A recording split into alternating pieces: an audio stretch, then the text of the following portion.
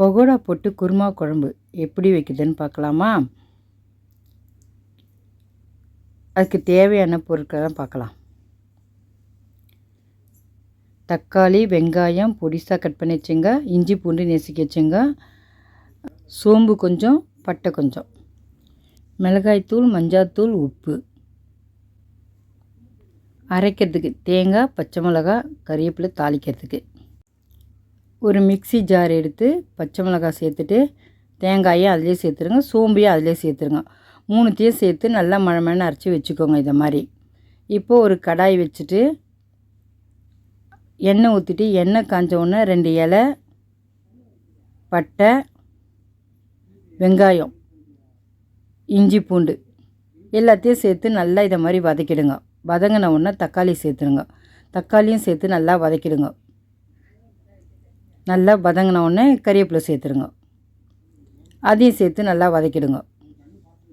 நல்லா வதங்கிருச்சு. இப்போ நம்ம தண்ணி சேர்த்துடலாம். கொஞ்சமாக மஞ்சத்தூள், உப்பு, மிளகாய்த்தூள் எல்லாத்தையும் நல்லா சேர்த்து கலந்துட்டு ஒரு தட்டு போட்டு மூடிடலாம். நல்லா இது கொதிக்கட்டும். இதை மாதிரி கொதிக்கணும். கொதிச்சிட்ட பிறகு நம்ம அரைச்சி வச்ச தேங்காயை எடுத்து அதில் சேர்த்துடணும். எவ்வளோ குருமா வேணுமோ அதுக்கேற்ற மாதிரி தண்ணி ஊற்றிடணும். இப்போ தட்டு போட்டு மூடிடணும்.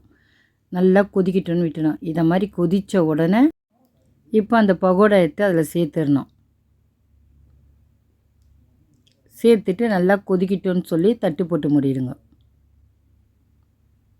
பாருங்கள், நல்லா கொதிச்சிருச்சு. அவ்வளோதான். இப்போ இறக்கிடலாம். ரெடி ஆயிடுச்சு. இப்போ நம்ம குழம்பு இறக்கிடலாம். சாப்பிட்டு பார்த்துட்டு எப்படி இருக்குன்னு சொல்லுங்கள். நீங்களும் இதே மாதிரி செஞ்சு பாருங்கள். மட்டன் குருமா மாதிரியே இருக்கும் சாப்பிட்றதுக்கு. கொஞ்சம் கரம் மசாலா போட்டிங்கன்னு வச்சுக்க, அப்படியே மட்டன் குருமா தான். அவ்வளோ நல்லாயிருக்கும் இது சாப்பிட்றதுக்கு. சாப்பிட்டு பாருங்கள்.